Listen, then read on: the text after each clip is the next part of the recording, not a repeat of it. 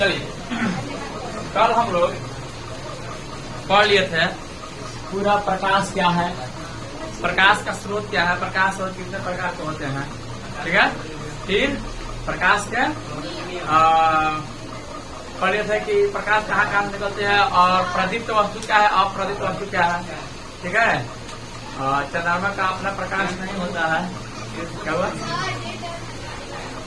Date डाल दें, छोड़ दिया, डेट आ जगह नहीं वहाँ, ठीक है। बात कर दिया, याद है ना 5 अक्टूबर है आज, बस खुश करिए, ठीक है। हम बोल दे रहे थे 5 अक्टूबर को पढ़ाई हो रहा है जी, सब कुछ कीजिएगा, खुश।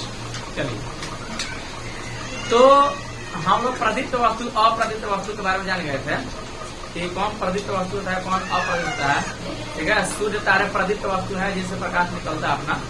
अप्रदीप्त वस्तु क्या क्या है, जिसमें प्रकाश अपना, जिसका अपना प्रकाश नहीं होता है, मान जिससे प्रकाश उत्सर्जित नहीं होता है, लकड़ी, लोहा, पत्थर, ईंट, ये सब गिट्टी सब कुछ भी है, ये सब अप्रदीप्त। उसमें चंद्रमा भी शामिल है, चंद्रमा चमकते हुए दिखाई देता है, लेकिन इसका मतलब अपना प्रकाश नहीं होता है। सूर्य का प्रकाश ऊपर गिरता है और वहां से टकरा कर प्रकाश आता है हम लोग आंखें पर, आंख तब जाकर हम लोग इस चंद्रमा को देख पाते हैं।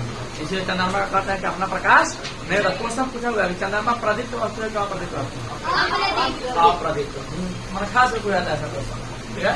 किसी को दिक्कत है, नहीं दिक्कत है। आज हम लोग पढ़ने वाले हैं उसके आगे प्रतिबिंब, इमेज, क्या है, प्रतिबिंब या इमेज, ठीक है। तो प्रतिबिंब के लिए क्या करते हैं, उठाते हैं घोड़ा अपना, दिखाने वाले को दिखाए हैं करवा बोलने भी देते याद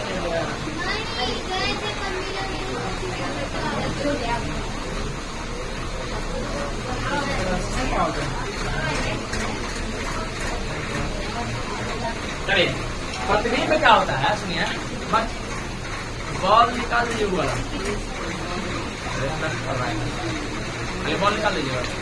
हाँ सुनिए, हम लोग जब भी आईना मुंह देखते हैं तो हम लोग अपना प्रतिबिंब देखते हैं, नहीं प्रतिबिंब, मुंह दिखता है अपना, कहीं भी देखते हैं तो ऐसे देखते हैं तो मुंह दिखता है, ठीक है।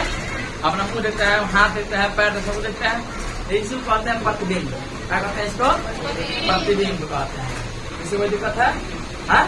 नहीं दिक्कत है। तो इसी को कहते हैं प्रतिबिंब। प्रतिबिंब वास्तव में होता क्या है, इसको परिभाषित करने से पहले समझते हैं कि प्रतिबिंब बनता कैसे है, ठीक है। तो प्रतिबिंब बनता कैसे है, तो मान लीजिए कि यहाँ पे एक दर्पण है, क्या है, दर्पण है। तो दर्पण तो मान लीजिए ऐसे है, क्या है, दर्पण ऐसे है, ठीक है। और यहाँ पर कोई क्या ऐसे, कोई यहाँ पर ऐसे कर दिए यहाँ पे, तो यहाँ पर कोई वस्तु खड़ा है। वस्तु तो कोई भी चीज हो सकता है, आदमी भी हो सकता है, कोई कलम भी हो सकता है, बकरी, गाय, भैंस कुछ हो सकता है, नहीं। तो यहाँ पे खड़ा है, तो यहाँ से इसका आंख से प्रकाश निकलेगा। प्रकाश निकल करके अगर आकर के किसी आपतन बिंदु पर इस दर्पण के, ये दर्पण है हम लोग का, दर्पण है, यहाँ पे बात कर रहे हैं तो समतल दर्पण का बात कर रहे हैं अभी। ये समतल दर्पण है, जो भी दर्पण है आप लोग का एकदम प्लेन है ना, समतल है, प्लेन मिरर कहते हैं इसको, समतल दर्पण। अभी आप लोग दिखाएंगे दर्पण के बारे में, कैसा कैसा दर्पण होता है, ठीक है। तो ये दर्पण हम तो देख रहे हैं, प्लेन मिरर है, एकदम समतल है, चारों तरफ बराबर है, ठीक है। तो जो दर्पण है, दर्पण पर से वस्तु, अगर यहाँ पे वस्तु है, ठीक है, और इससे प्रकाश आया यहाँ पर, सुनिए, यहाँ से क्या आया, प्रकाश यहाँ पर आया, तो दर्पण पर प्रकाश आने के बाद क्या हो जाएगा, प्रकाश तो परावर्तित हो जाएगी। ये तो किरण आपतित किरण है, ये आपतित किरण कहाँ जा रही है, एक वस्तु से टकरा कर जा रही है, कहाँ पर, दर्पण पर। दर्पण पर टकराने के बाद ये तो परावर्तित हो जाएगी, आर एंगल बनाते हुए, नहीं, परावर्तन कोण बनाते हुए ये परावर्तित हो जाएगी। ये कौन सा किरण है, परावर्तित किरण है, समझिएगा बढ़िया से। इमेज क्या होता है, ये होता क्या है दर्पण, ठीक है। तो ये होता क्या है कि जब प्रकाश की किरण आती है और दर्पण पर टकराती है, तो टकराने के बाद ये इधर निकल जाती है, मैंने परावर्तित होती है। तो परावर्तित हम जानते हैं कि प्रकाश की किरण जो होती है एकदम सीधी रेखा में गमन करती है, सीधी रेखा में गमन करती है। तो ये वास्तव में प्रकाश तो आई है यहाँ से, किरण आई है यहाँ से, लेकिन ऐसा मालूम हो रहा है कि प्रकाश हमेशा चूंकि सीधी रेखा में गमन करती है, कि ऐसा मालूम हो रहा है कि ये प्रकाश यहाँ से ना आकर के यहाँ से आ रही है। ये प्रकाश की किरण जो है यहाँ से ना आकर मालूम क्या हो रहा है कि यहाँ से आ रहा है।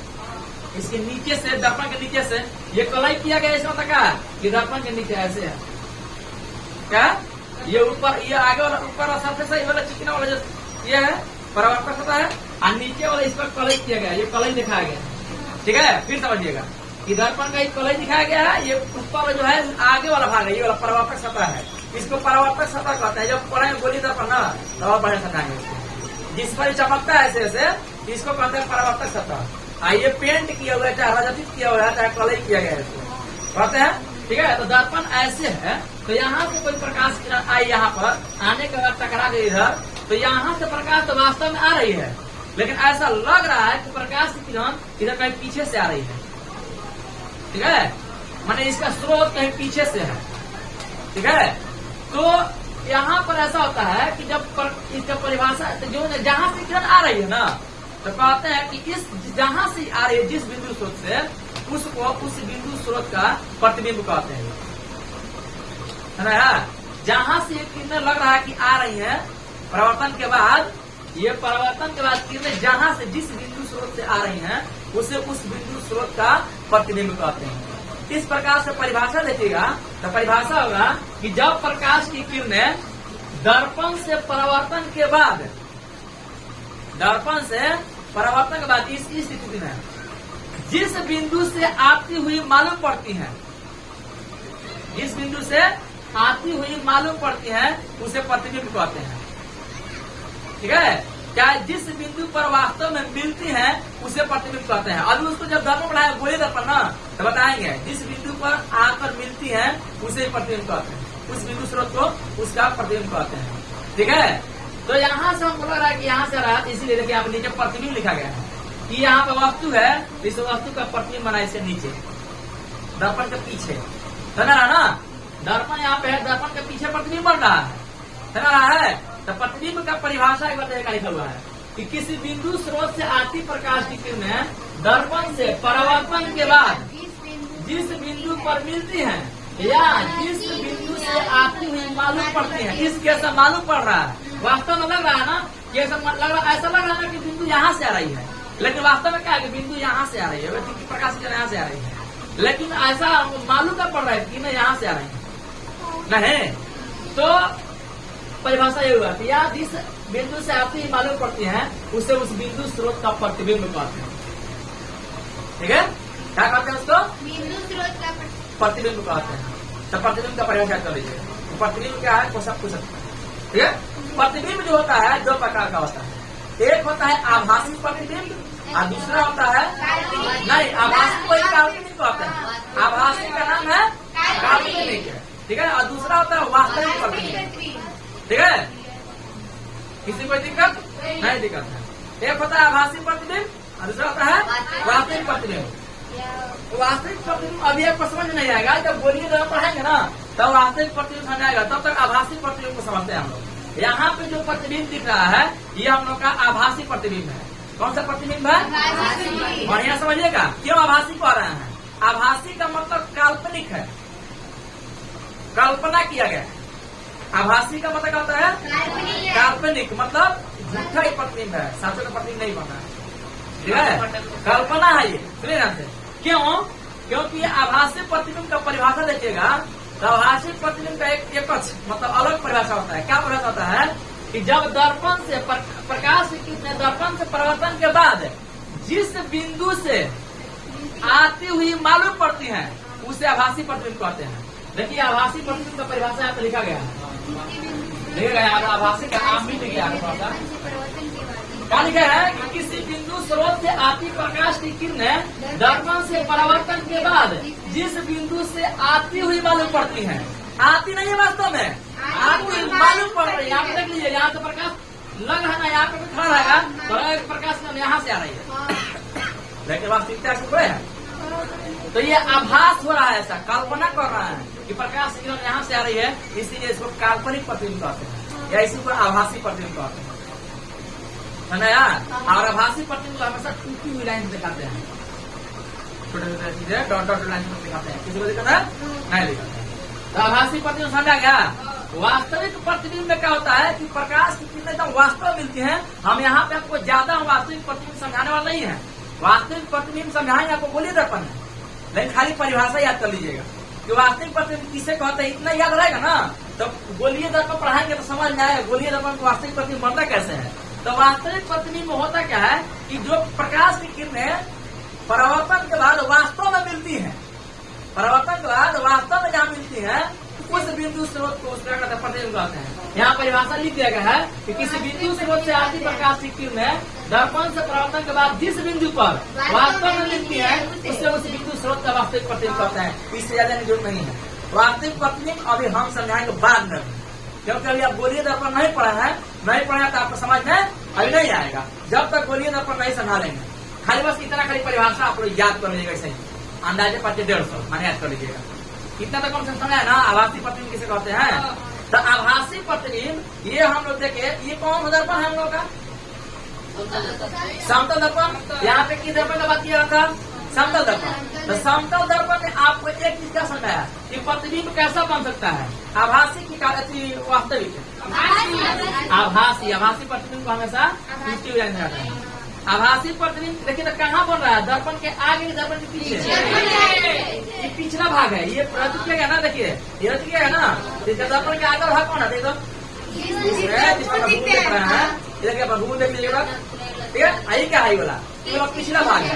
तो हम लोग कहीं मुंह देखते हैं ना तो दर्पण हमेशा इसके पीछे बनता है, दर्पण के पीछे बनता है। देख लीजिए यहाँ पे दर्पण के पीछे बन रहा है। तो समतल दर्पण से जो प्रतिबिंब बनता है उससे कौन कैसा कैसा उससे गुण होता है, क्या क्या उस प्रतिबिंब का विशेषता है, इसके बारे में हम लोग जानना कि समतल दर्पण द्वारा प्रतिबिंब का बनना।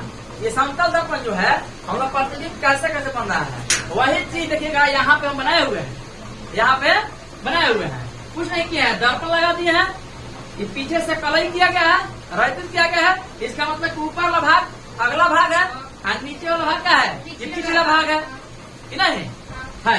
तो हम लोग का यहाँ पे एक ऑब्जेक्ट को रख दिया, ऑब्जेक्ट को ओ से सूचित करते हैं। ऑब्जेक्ट माने वस्तु होता है, क्या होता है?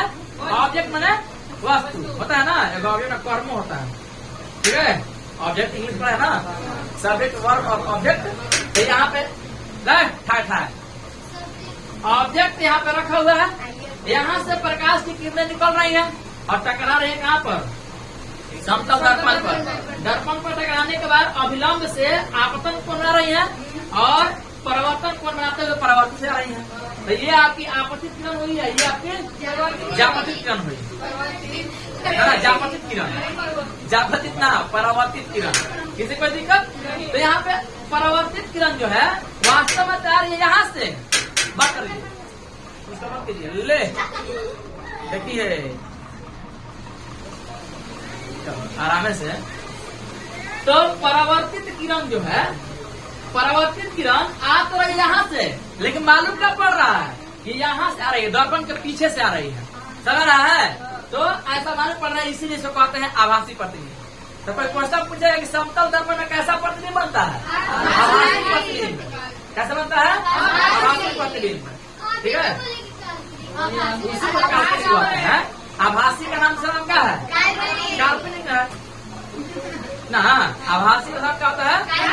काल्पनिक ना। हर एक आदमी का दो का नाम होता है, ठीक है। ये देखो उसका एक नाम है नेहा, नाम सब नाम। किसी किसी को बढ़िया नाम वालों का हाँ, तो इसे वास्तविक प्रतिबिंब है, उसे एक ही नाम है। किसी किसी का भी नाम होता है, ठीक है। आलू, हाँ आलिया बाजी आलू, अरे भुजिया पराठा। देखो देखो भुजिया पराठा दिया होते। चलिए हो गया। अपन ना कला नेता आ रहा होती सर। हाँ तब का हम देखते थे, इस सवना बाजी को देखे हैं, वो बाजी को देखे हैं, ऐसे ऐसे करते रहते सब ना देखे हैं। इसी माला में भी रह रहा है, ठीक है बाजी। कैसे करें सब मारेंगे सब पूरा एकदम मजा आ जाएगा। चलिए हो गया। चिंकी दीदी के धर्मशिला दीदी के नाम बगल में पड़ जा रहा है सब आराम से। चलिए हो गया। किनारे बांध रहा था सब पहले तो बचपने का बात रहा है, अभी का बात रहा है, अभी तो प्रिय हो गई है सब। चलिए सुनिए, हो गया, बात खत्म है। सुनिए, तो ऐसा मत करिए, सबका होता है ऐसा। तो यहाँ पे हो गया। तो समतल दर्पण द्वारा बने प्रतिबिंब की विशेषताएं क्या क्या है? पहली विशेषता ये है कि समतल दर्पण जो प्रतिबिंब बनता है ना, दर्पण के आगे बनता है कि पीछे? पीछे। किसी को दिक्कत नहीं दिक्कत है। दूसरा देखिएगा कि जितना बड़ा वस्तु दिख रहा है ना, उतना ही बड़ा प्रतिबिंब दिख रहा है। इसका मतलब कि समतल दर्पण में जितना बड़ा वस्तु रहेगा उतना ही बड़ा क्या दिखाई देगा? प्रतिबिंब दिखाई देगा। मैं समतल दर्पण में वस्तु का जो ये होता है, साइज होता है, आकार होता है, उतना ही आकार का क्या होता है उसका प्रतिबिंब होता है। तो दूसरा पॉइंट क्या लिखा हुआ है? पहला पॉइंट यही होगा, प्रतिबिंब दर्पण के पीछे बनता है किसमें? समतल दर्पण में। दूसरा पॉइंट है कि दूसरा पॉइंट प्रतिबिंब का आकार वस्तु के आकार के बराबर होता है। किसी को दिक्कत है? हम लोग इस समतल दर्पण के सामने खड़ा होते हैं तो जैसे खड़ा होता है वैसा ही हम सीधा दिखाई देते हैं। ऐसा नहीं खड़ा होने के बाद हम लोग का पैर ऊपर हो गया, ऐसा होता है कभी? समतल दर्पण में दर्पण तो होता है, दिखाएंगे आप लोगों को भी। लेकिन यहाँ पे समतल दर्पण जैसे खड़ा होते हैं ना, खड़ा होते हैं तो समतल दर्पण में हम लोग खड़ा ही दिखाई देता है, ऐसा नहीं उलट लेते ना, उलटते नहीं है। लेकिन हाँ, वो समतल दर्पण का नाम है। जब हम फोटो खींचते हैं तो इधर से खींचे तो इधर आ जाता है। हाँ, आ रहा है, उसी पे आ रहा है। इसमें भी होता है, इसमें भी होता है। इसको कहते हैं पार्श्विक रूप से उल्टा कहते हैं इसको। जैसे खाना खाइएगा ना, तो खाना खा कर उठाइएगा दाहिना हाथ है, लेकिन आईना में लगा के बाएं हाथ से खा रहे हैं। बाया हाथ से किसी को मारिएगा दिखाई देगा कि दाएं हाथ से मार रहे हैं। ठीक है, किसी को दिक्कत? तो हम बता रहे हैं, जब ये दर्पण जो होता है समतल दर्पण में ऐसा ही होता है कि ये वास्तविक रूप से इसका जो प्रतिबिंब जो बनता है आभासी प्रतिबिंब बनता है। आभासी प्रतिबिंब हमेशा सीधा होता है, लेकिन इसमें ये पार्श्विक रूप से उल्टा दिखाता है। दायां हाथ को बायां हाथ दिखाएगा और बायां हाथ को दायां दिखाएगा। किसी को इस गाल पे मारिएगा तो बायां गाल पे मार रहा है। ठीक है, किसी को दिक्कत नहीं दिक्कत है। ठीक है, तो यहाँ पे वही लिखा हुआ देखिएगा, प्रतिबिंब पार्श्विक रूप से उल्टा होता है। पार्श्विक का होता है पार्श्विक रूप से उल्टा। पार्श्विक का मतलब ये पास होता है, लैटरल इलेक्ट्रल। पार्श्विक का होता है दाहिना हाथ तो बायां हाथ दिखाई देगा दर्पण में, इसको कहते हैं पार्श्विक रूप से उल्टा। तो क्वेश्चन अगर पूछ दे घुमा करके ऑइंच के क्वेश्चन पूछ दे कि समतल दर्पण में जो प्रतिबिंब होता है उससे पार्श्विक रूप से उल्टा होता है कि सीधा होता है? ऐसे सीधा होता है कि उल्टा होता है? सीधा होता है, लेकिन पार्श्विक रूप से ये दाया बाया जो होता है ये उल्टा होता है। किसी में दिक्कत नहीं दिक्कत है। अगला प्रतिबिंब आभासी होता है। आभासी दर्पण के पीछे प्रतिबिंब आभासी होता है। थोड़ा सा तिरछा लिखा गया है, तिरछिया गया है, थोड़ा ऐसे करके लिखना पड़ता है। ठीक है, चलिए आगे बढ़ते हैं। अब बात करते हैं कि दर्पण को यहाँ पे हम टांग दे ऐसे, जितना ही आप उधर भाग जाइएगा ना उतना ही पीछे हट जाएगा दर्पण। ये प्रतिबिंब पीछा होते जाएगा। ठीक है, तो इसका मतलब ये होता है कि प्रतिबिंब दर्पण से उतना ही पीछे बनता है जितना वस्तु दर्पण से आगे होता है। मैं दर्पण को यहाँ पे टांग दीजिए, आप जितना ही दूर आगे के उधर बढ़ते जाइएगा तो प्रतिबिंब पीछे और खसकते जाएगा, और जितना ही उधर से प्रतिबिंब उधर से आगे की ओर आ रहा है। ऐसा महसूस किया है? शादी ब्याह वैसे करते हैं, बड़े बड़े कपड़ा पहन लेंगे, हाँ बढ़िया होता है। फोटो में तो कैमरा कमा रहे, यहाँ पर थोड़ा सा दिक्कत हो गया। हाँ, वो बात दूसरा हो गया। लेकिन शादी ब्याह ऐसा करते हैं ना, बिल्कुल करते हैं, ऐसे कर रहा है। हाँ अरे हाँ बढ़िया करना, ऐसा वो करता है, सब करता है, खास करके लड़की सब। ठीक है, लड़की को मत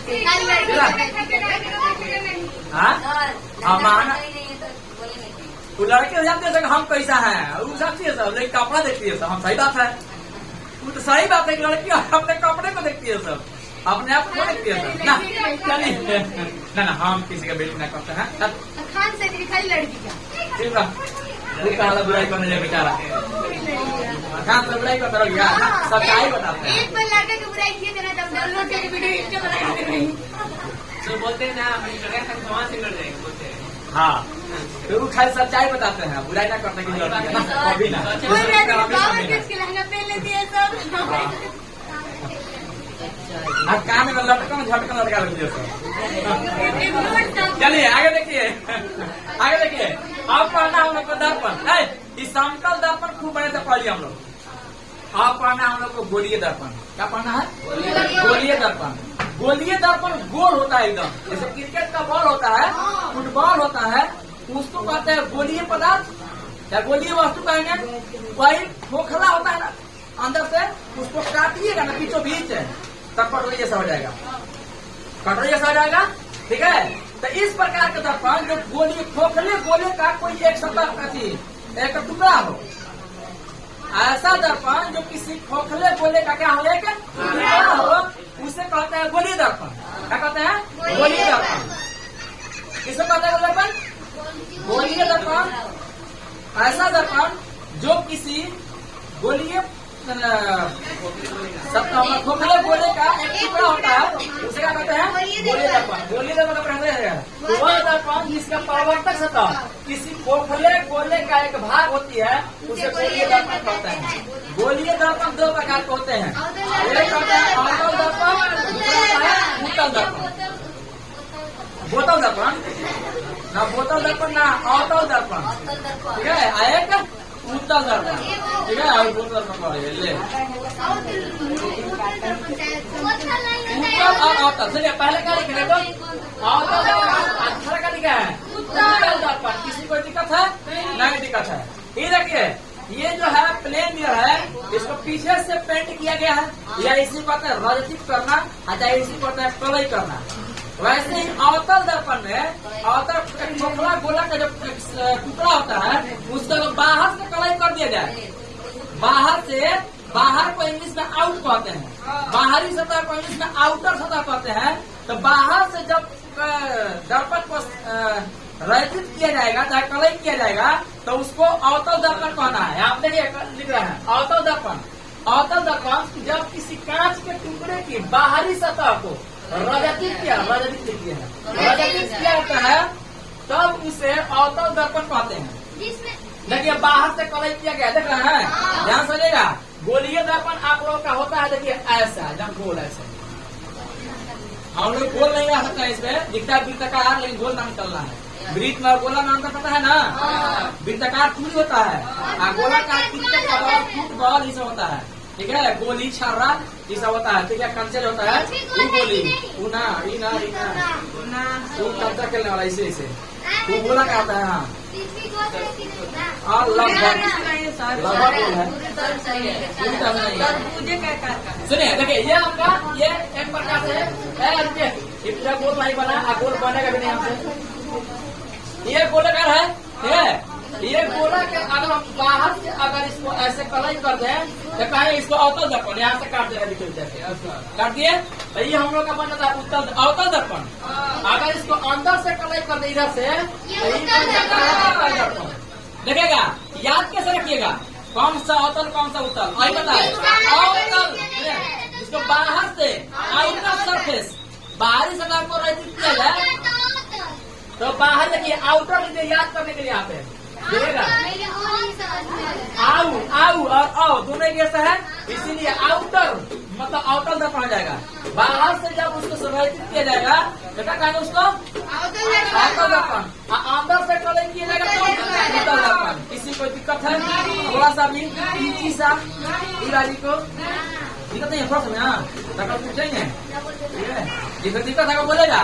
तो यहाँ पे देखिए, यहाँ पे ये बाहर से कलई किया गया है, तो इसको कहते हैं कौन दर्पण? उत्तल दर्पण। अंदर से कलई किया गया, देख लीजिए, अंदर से कलई किया गया है। और कहिएगा ई क्वेश्चन है कि अंदर है कि बाहर है, तो इसमें ध्यान देना है। यहाँ पे गोला पे ये देखिए, ये अंदर क्यों है? गोला कलर है ना, ये गोला का बाहर है। यहाँ पर समझ नहीं आएगा, थोड़ा सा टुकड़ा समझ नहीं आएगा।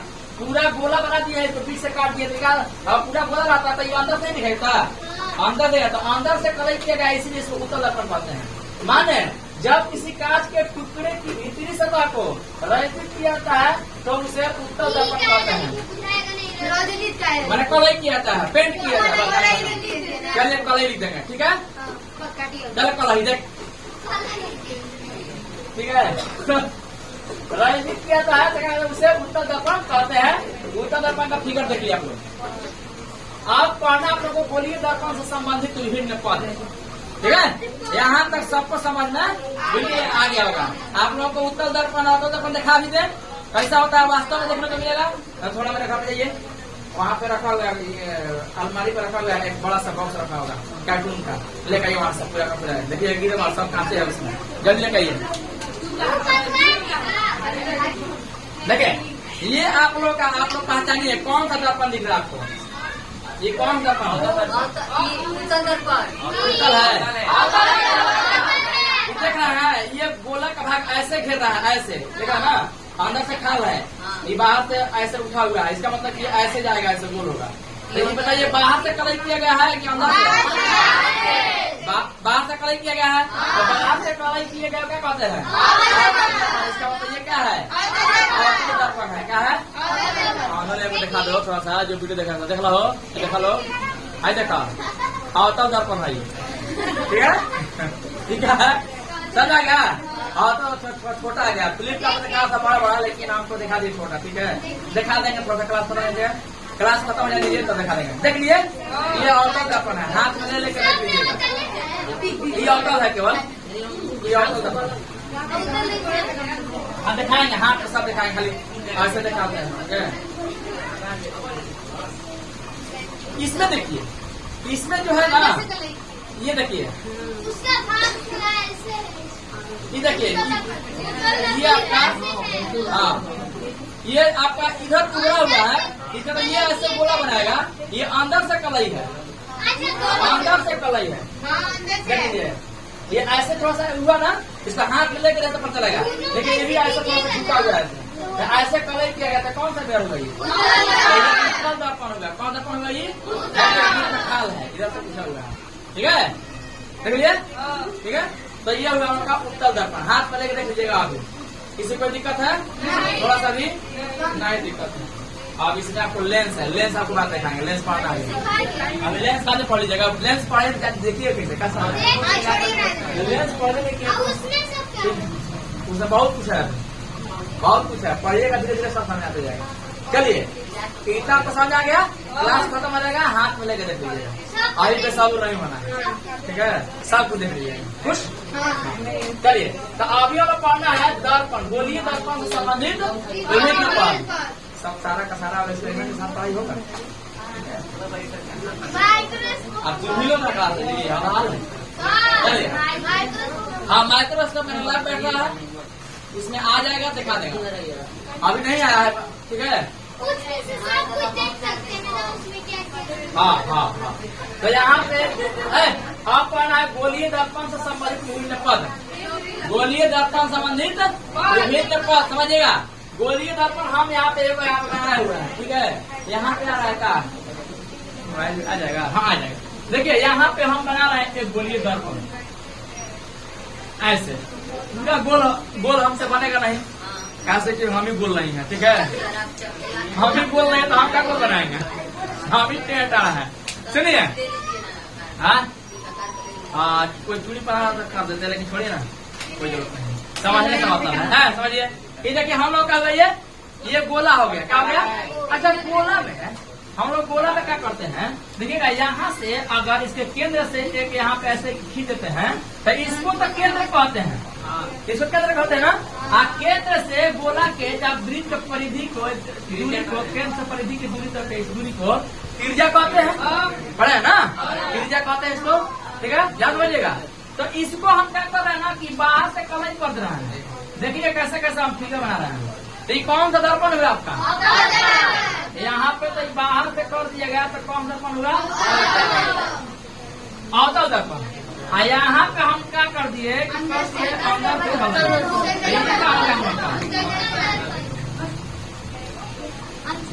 हम जानबूझ के नहीं बनाए थे पहले, क्या आप लोगों को सिखाए हम कि होता क्या, पहले समझिए। यहाँ से यहाँ तक को, तो यहाँ को त्रिज्या कहेंगे,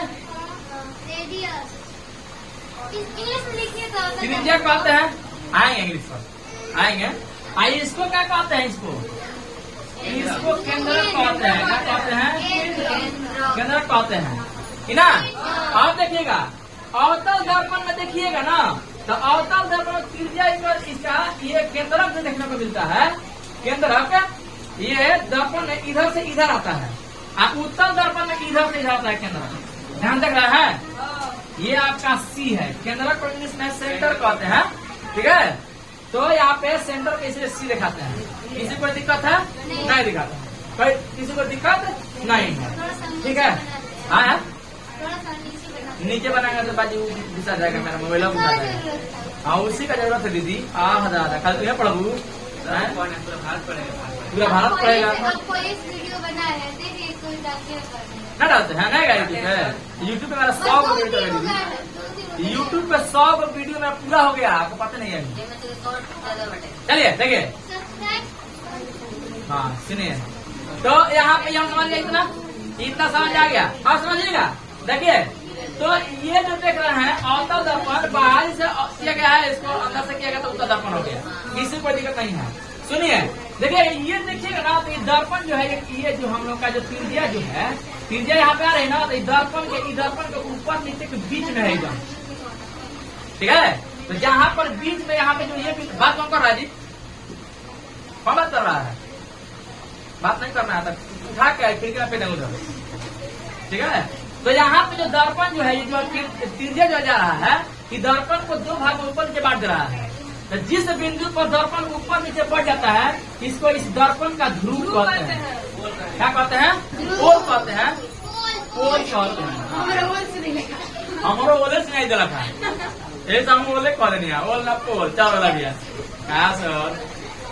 चलिए तो इसको पोल कहते हैं, ठीक है। क्या कहते हैं? हाँ इसको पोल कहते हैं, पोल ध्रुव कहते हैं। ध्रुव का परिभाषा क्या हुआ? देखे कहा था, यहाँ पे गोलीय दर्पण का मध्य बिंदु का दर्पण का ध्रुव कहते हैं। मध्य बिंदु यही ना है, ऊपर नीचे दो भाग बांट है, बड़ा भाग में, जैसे कहते हैं ध्रुव कहते हैं। दूसरा पढ़ना है वक्रता केंद्र, सेंटर ऑफ कर्वेचर है। जब गोलीय दर्पण के यहाँ पे केंद्रक आता है, यहाँ पे केंद्रक इसको कहते हैं वक्रता केंद्र कहते हैं। यहाँ पे केंद्रक ना कह करके समझा रहे थे, वहाँ पे तो लिखे हैं, इसको कहते हैं वक्रता केंद्र, सेंटर ऑफ कर्वेचर। किसी को दिक्कत है? नहीं दिक्कत है। इसके बाद पढ़ना वक्रता त्रिज्या, जो त्रिज्या दिख रहा है यहाँ पे, त्रिज्या कहाँ से कहाँ तक दूरी को, कहाँ से कहाँ तक दूरी को, केंद्रक से लेके आई परिधि तक, क्या ध्रुव तक, ध्रुव तक जो दूरी लगाता है वक्रता त्रिज्या कहते हैं। परिभाषा देख लीजिए यहाँ पे, परिभाषा वक्रता त्रिज्या का, गोलीय दर्पण जिस गोले का भाग होता है उसकी त्रिज्या को दर्पण की वक्रता त्रिज्या कहते हैं। चाहे गोलीय दर्पण के केंद्रक से ध्रुव की दूरी को वक्रता त्रिज्या कहते हैं। किसी को दिक्कत? थोड़ा सा भी इसी सा नहीं। इसके बाद पढ़ना है प्रधान अक्ष। प्रधान अक्ष किसे कहते हैं? तो प्रधान अक्ष का मतलब ये होता है कि जो वक्रता केंद्र और ध्रुव को पूरा मिला जाए, ऐसे एकदम सीधी रेखा है। ये वक्रता केंद्र और ध्रुव को, दोनों ध्रुव को पी के द्वारा सूचित किया जाता है। किसके द्वारा? पी के द्वारा। यहाँ पे ऐसे लिख रहा है, ये हम लोग का है प्रधान अक्ष। कहाँ से कहाँ तक? यहाँ से यहाँ तक। अभी यहाँ तक फिलहाल में हम लोग का ये प्रधान अक्ष है। क्या है? प्रधान अक्ष, या इसी को मुख्य अक्ष कहते हैं, लिखा होगा प्रधान अक्ष या मुख्य अक्ष। परिभाषा क्या होगा? हाँ बोल सकते हैं, प्रधान अक्ष या मुख्य अक्ष, दोनों में से कोई भी कह सकते हैं ना। जैसे अंजलि कह सकते हैं तो मुझे बराबर कह सकते हैं। चलिए तो प्रधान अक्ष है, प्रधान अक्ष या क्या कहते हैं साहब? मुख्य अक्ष है। इसका परिभाषा क्या होगा? देखिए अभी क्या बताया आपको कि जो ध्रुव को और वक्रता केंद्र को मिलाता है, जब सीधी रेखा में एक लाइन मिलाते हैं प्रधान अक्ष या मुख्य। गोलीय दर्पण के ध्रुव से वक्रता केंद्र को मिलाने वाली सरल रेखा को दर्पण का प्रधान अक्ष या मुख्य अक्ष कहते हैं। किसी को कोई दिक्कत नहीं? थोड़ा सा भी नहीं? किसी भी आदमी को नहीं? जानवर को? जानवर को दिक्कत होगा, लेकिन आप लोग कोई जानवर है नहीं ना। इतना समाज में सबको आ गया खूब बढ़िया से। थोड़ा सा भी किसी को तो बोलिए, यहाँ तक समझ में आ गया तो आज का क्लास यहीं तक रहेगा। इसके बाद हम कल पढ़ेंगे, ठीक है? मिली बाप रे बाप। बस बस बांट देना है, हाला मत, हम अपना दिखा रहा है, तुम लोग बांधा हो सब, ठीक है? सब फड़ा देगा सब, मेरा पैसा हो जाएगा, नहीं ठीक है? फोड़ेगा। ना बहुत बढ़िया बात लोग, जान तो नहीं हम उतार लोग।